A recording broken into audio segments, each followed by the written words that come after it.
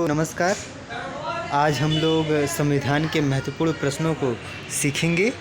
जो लोग पहले से पढ़े हैं उनका रिवीजन हो जाएगा और संविधान के 50 महत्वपूर्ण प्रश्न आपके सामने है। पहला प्रश्न है आपके सामने, संविधान सभा की प्रथम बैठक कहाँ हुई थी?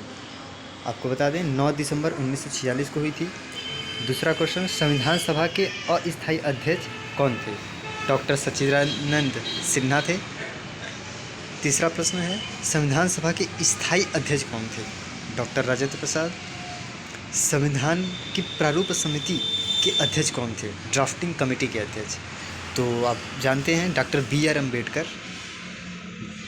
पांचवा क्वेश्चन, भारत का संविधान कब अंगीकार किया गया था? अंगीकार मतलब होता है एडॉप्ट करना। 26 नवंबर 1949 को।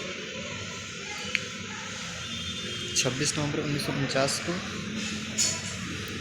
और आप ध्यान दें तो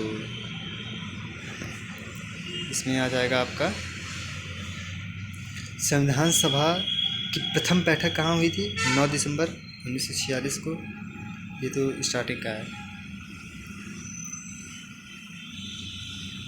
भारत का संविधान पूर्ण रूप से कब लागू किया गया? तो वो है 26 जनवरी 1950 को। संविधान निर्माण में कुल कितना समय लगा था? तो बहुत इम्पोर्टेंट प्रश्न है ये, कई बार एग्ज़ाम में पूछे गए हैं। 2 वर्ष 11 महीने 18 दिन में। अगला प्रश्न, भारतीय संविधान का जनक किसे कहा जाता है? तो ये डॉक्टर BR अम्बेडकर ही हैं जिन्हें संविधान का निर्माता कहा जाता है। संविधान की आत्मा किसे कहा जाता है?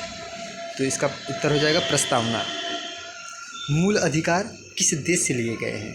तो वो है USA, संयुक्त राज्य America, United state of America. वर्तमान में भारतीय नागरिकों को कितने मूल अधिकार प्राप्त हैं? तो आपको बता दें, पहले 7 मूल अधिकार थे, वर्तमान में 6 मूल अधिकार हैं, जिसमें संपत्ति के अधिकार को हटा दिया गया है। अगला प्रश्न, किस संविधान संशोधन द्वारा संपत्ति के अधिकार को हटाया गया? तो वो है 44वां संशोधन 1978 द्वारा। अगला प्रश्न, शिक्षा का अधिकार किस अनुच्छेद में जोड़ा गया है? शिक्षा का अधिकार, राइट टू एजुकेशन, यह है अनुच्छेद 21A में। अगला प्रश्न, संविधान के किस भाग को भारत का मैग्ना कार्टा कहा जाता है? तो संविधान का भाग 3 है जिसे मूल अधिकार भी कहा जाता है, तो उसको मैग्ना कार्टा कहा जाता है। अस्पृश्यता का अंत, छुआछूत, अनटचेबिलिटी का अंत किस अनुच्छेद में है? तो वो अनुच्छेद 17 है। बहुत इंपॉर्टेंट प्रश्न है ये। ग्राम पंचायतों का संगठन किस अनुच्छेद के अंतर्गत आता है? ग्राम पंचायत, अनुच्छेद 40। मूल कर्तव्य, फंडामेंटल ड्यूटीज़ किस देश से लिए गए हैं? तो ये है पूर्व सोवियत संघ, जिसको वर्तमान में रूस कहते हैं। मूल कर्तव्यों को किस अनुच्छेद में रखा गया है? तो इसका उत्तर हो जाएगा अनुच्छेद 51A। अनुच्छेद 51A में मूल कर्तव्य को रखा गया है। अगला प्रश्न, राष्ट्रपति को पद की शपथ कौन दिलाता है? तो इसका उत्तर है भारत के मुख्य न्यायाधीश CJI।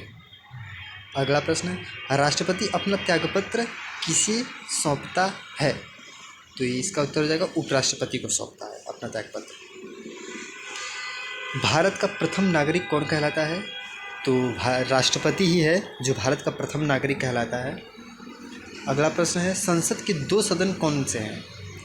तो ये 11-12 वाले भी क्वेश्चन में भी पूछे जा सकते हैं कभी कभी। लोकसभा और राज्यसभा संसद के 2 सदन हैं। अगला प्रश्न, राज्यसभा का पदेन सभापति कौन होता है? तो इसका उत्तर हो जाएगा उपराष्ट्रपति पदेन सभापति होता है। लोकसभा का सदस्य बनने के लिए न्यूनतम आयु कितना होना चाहिए? तो इसका उत्तर बता दें मैं 25 वर्ष। और इसी के जस्ट नीचे दिया है राज्यसभा का सदस्य बनने के लिए न्यूनतम आयु क्या है? तो इसका 30 वर्ष होता है। इसी प्रकार आपको ध्यान देना होगा कि जो राज्य होते हैं, स्टेट, जैसे UP, बिहार, इस सब में जो विधानसभा का अध्यक्ष बनने के लिए या विधानसभा का सदस्य बनने के लिए 25 वर्ष की आयु चाहिए होता है और राज्यसभा का सदस्य बनने के लिए 30 वर्ष की आयु। इस बात को आप नोटिस करेंगे। सदस्य सदस्य ध्यान देंगे। राष्ट्रपति बनने के लिए न्यूनतम आयु सीमा 35 वर्ष होती है। संविधान संशोधन की प्रक्रिया किस देश से ली गई है? तो इसका उत्तर हो जाएगा दक्षिण अफ्रीका। संविधान में प्रथम संशोधन कब किया गया था? तो इसका उत्तर है वर्ष 1951 में। अगला प्रश्न, किस संशोधन को लघु संविधान मिनी कॉन्स्टिट्यूशन कहा जाता है? तो इसका उत्तर हो जाएगा 42वां संशोधन 1976।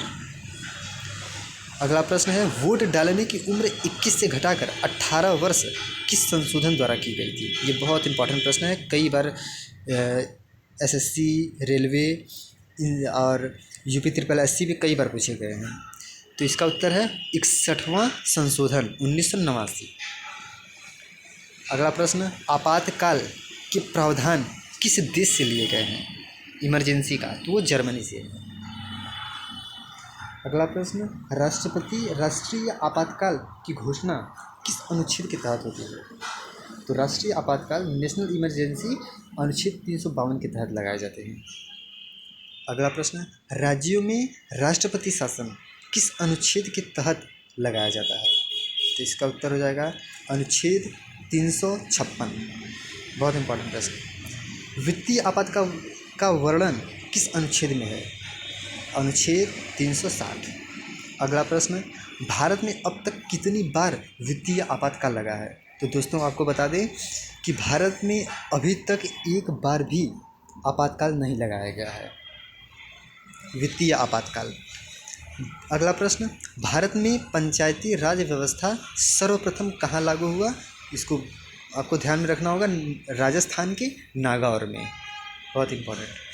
संविधान की 8वीं अनुसूची का संबंध किससे है? तो इसका उत्तर हो जाएगा 22 भाषाओं से। संविधान की 8वीं अनुसूची में भाषाओं का वर्णन है, जिसमें 22 भाषाओं का उल्लेख किया गया है। अगला प्रश्न है, मुख्य चुनाव आयुक्त की नियुक्ति कौन करता है? मुख्य चुनाव आयुक्त ECI, election commission of India, chief election commissioner का। इसका उत्तर है राष्ट्रपति। अगला प्रश्न है, सूचना का अधिकार राइट टू इंफॉर्मेशन अधिनियम कब पारित हुआ? तो इसका उत्तर है वर्ष 2005 में। अगला प्रश्न है, संविधान का रक्षक किसे माना जाता है? तो इसका उत्तर है उच्चतम न्यायालय, सुप्रीम कोर्ट को संविधान का रक्षक माना जाता है। राज्यसभा के सदस्यों का कार्यकाल कितना होता है? तो ये आपको ध्यान में रखना चाहिए, 6 वर्ष होता है। ध्यान रखना है कि राज्यसभा के सदस्यों का कार्यकाल 6 वर्ष होता है। लोकसभा के सदस्यों का कार्यकाल कितना होता है? तो लोकसभा के सदस्य का कार्यकाल 5 वर्ष निर्धारित किया गया है। अगला प्रश्न है, धर्मनिरपेक्ष शब्द संविधान में जोड़ा गया किस संशोधन द्वारा? तो इसका उत्तर है 42वां संविधान संशोधन 1978 द्वारा। अगला प्रश्न, नीति निर्देशक तत्व DPSP किस देश से लिया गया है? तो इसका उत्तर है आयरलैंड से। संसद की संयुक्त बैठक की अध्यक्षता कौन करता है? तो इसका उत्तर है लोकसभा अध्यक्ष स्पीकर द्वारा। भारत का सर्वोच्च विधि अधिकारी कौन होता है?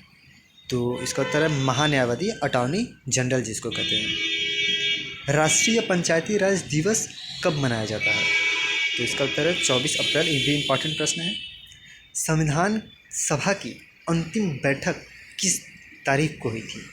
तो वो है 24 जनवरी 1950। स्वतंत्र भारत के प्रथम विधि मंत्री कौन थे? डॉक्टर BR अम्बेडकर, संविधान निर्माता।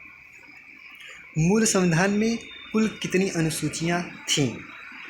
तो मूल संविधान में बता दें आपको 8 अनुसूचियाँ थीं। बाद में संशोधन द्वारा 4 और अनुसूचियों को जोड़ा गया। वर्तमान में कुल 12 अनुसूचियाँ हैं। इस प्रकार आप संविधान के 50 महत्वपूर्ण प्रश्नों को पढ़ चुके हैं। मैं आशा करता हूँ कि आपको भली भांति ये समझ में आया होगा पूरे प्रश्न, और आप इसको रिवीजन भी कर सकते हैं दोबारा। बहुत बहुत धन्यवाद।